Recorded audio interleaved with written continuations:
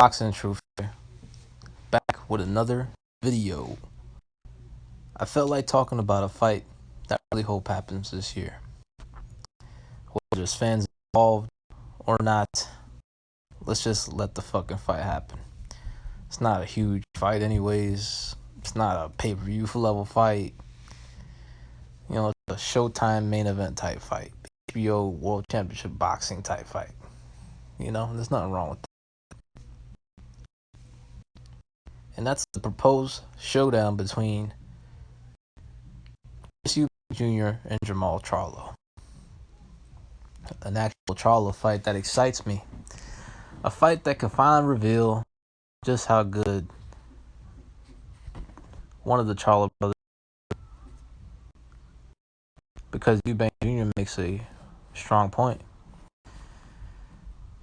Eubank Jr. recently, not too long ago, trashed Jamal Charlo'S resume, saying it was filled with nobodies and a bunch of weak wins. Eubank Jr. is not very impressed with the current reign of a WBC middleweight champion, Jermall Charlo, two-division champion, undefeated champion. But Eubank is far from impressed. He's met him a few times, says he's a likable guy.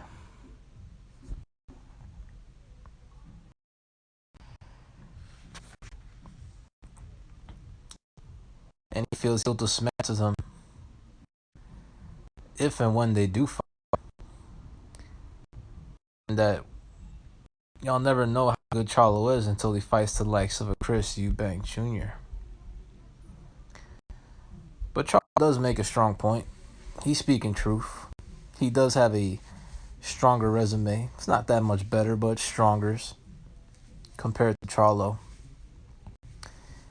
But it's been proven many times in the past and in this boxing game, just because you got a stronger resume doesn't automatically mean you're going to beat that particular fighter.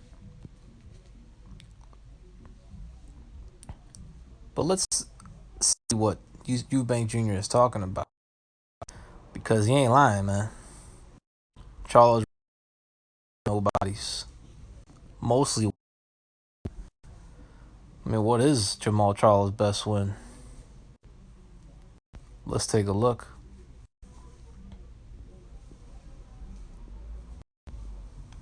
Let's find out here.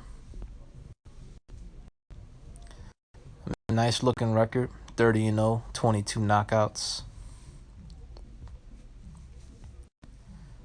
But no signature victories, no legacy defining wins, no pound for pound level fighters. There's nothing much to scoff at Jamal Charlo's resume. I mean, let's look at it. Dennis Hogan, 54-pounder, decent fighter. At least he knocked him out. That's the best you can say about that.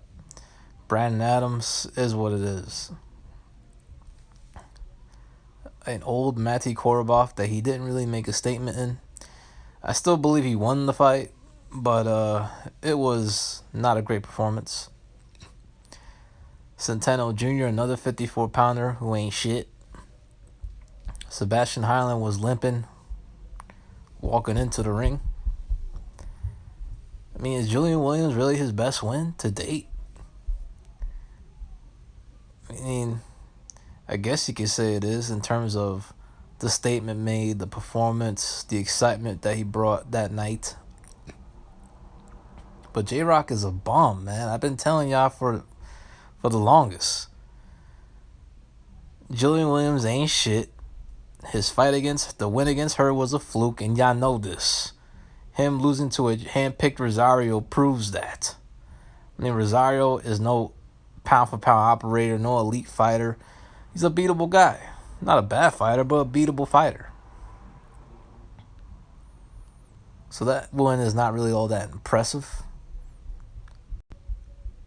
Didn't make a statement against a past it Austin Trout.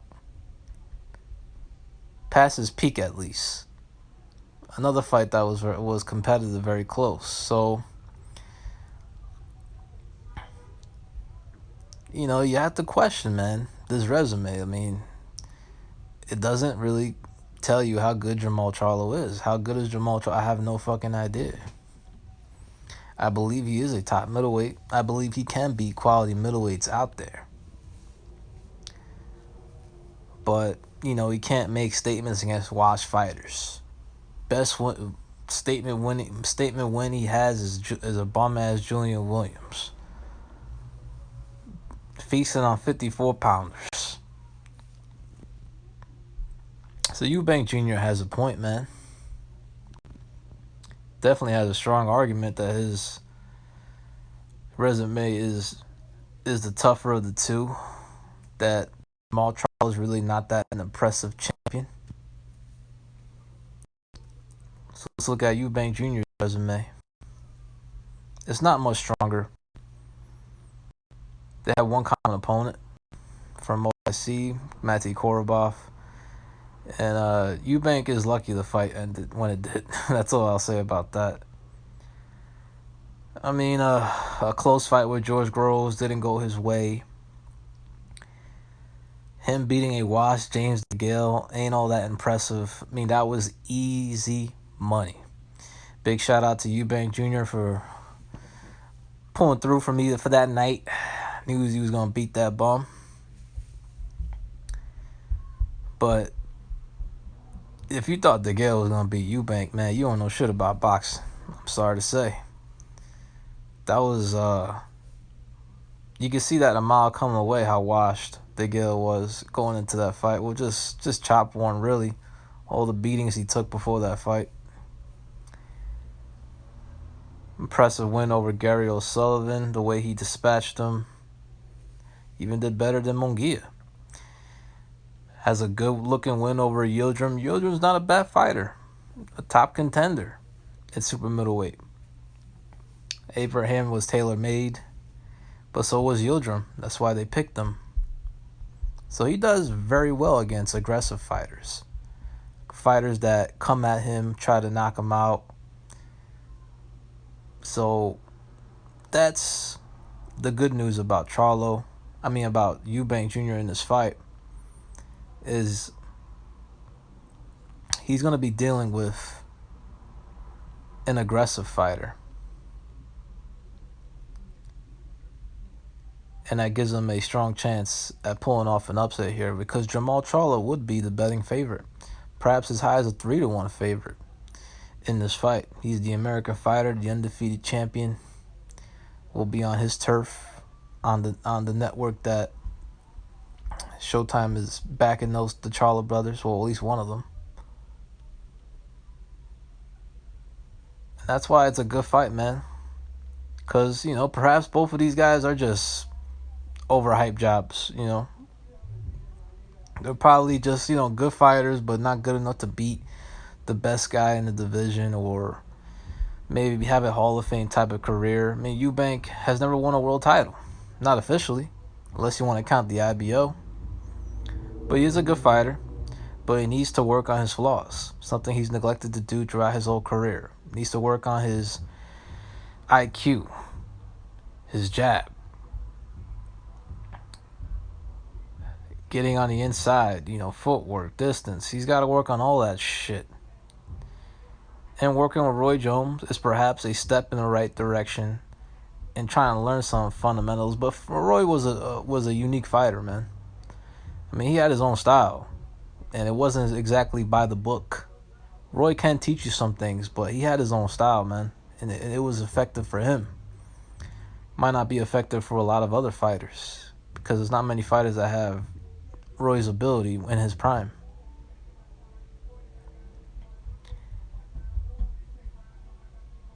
But I really hope the fight does happen. Charlo needs a